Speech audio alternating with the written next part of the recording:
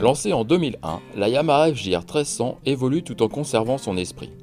Esthétiquement, on la reconnaît avec ses optiques plus finement dessinées, ses feux de position à LED, ses clignotants intégrés au carénage, ainsi que des déflecteurs parfaitement visibles.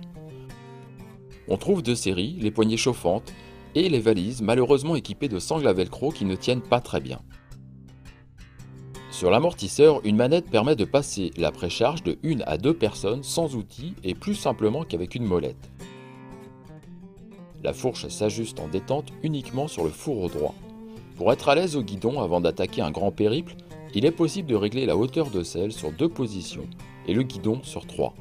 Les gabarits de plus de 1,80 m seront toutefois pénalisés par la taille réduite du pare-brise. Le reste du corps est pour sa part bien protégé, avec un effort particulier fait au genou à l'aide des nouveaux déflecteurs intégrés au carénage. Il se règle sur 2 positions manuellement et sans outil.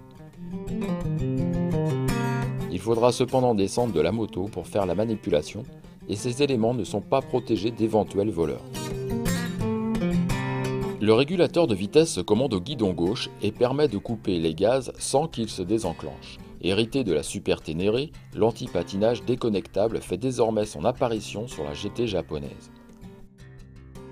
Pour gérer tout ceci, Yamaha offre à sa FJR un nouveau tableau de bord, avec une commande au guidon gauche inédite, un guidon gauche qui est du coup assez chargé, alors que le droit n'a que la sélection du mode Touring et Sport. L'équipement de la FJR 2013 s'est nettement enrichi, avec l'anti-patinage, le régulateur de vitesse et les 2 modes de conduite disponibles. En revanche, on ne retrouve pas d'équipement souvent disponible chez la concurrence, comme le chauffage de la selle ou un combiné radio MP3 pour rouler en musique.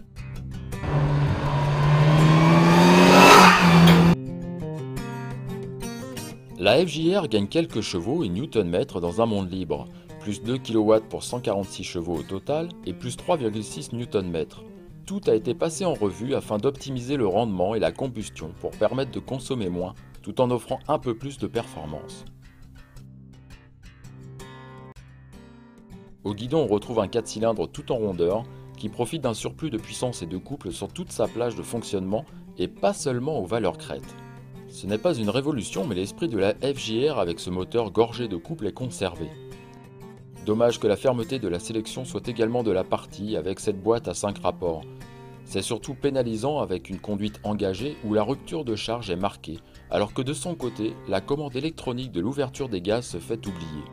On l'apprécie particulièrement en mode touring avec une excellente linéarité qui préserve le confort du pilote et du passager. Le mode sport est bien plus réactif à la remise des gaz. Ceux qui préfèrent une conduite un peu vive privilégieront ce mode, le mode sport étant plus adapté au réseau secondaire.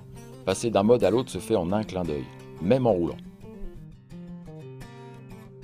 La Yamaha FJR 1300A sera en concession à 17 499 €. Elle se placera face à la nouvelle Triumph Trophy 1200 à l'équipement complet et à la BMW R1200 RT appréciée pour son confort et sa protection. Au printemps 2013 arrivera la version AS avec la boîte de vitesse robotisée revisitée pour l'occasion et des suspensions réglables électroniquement.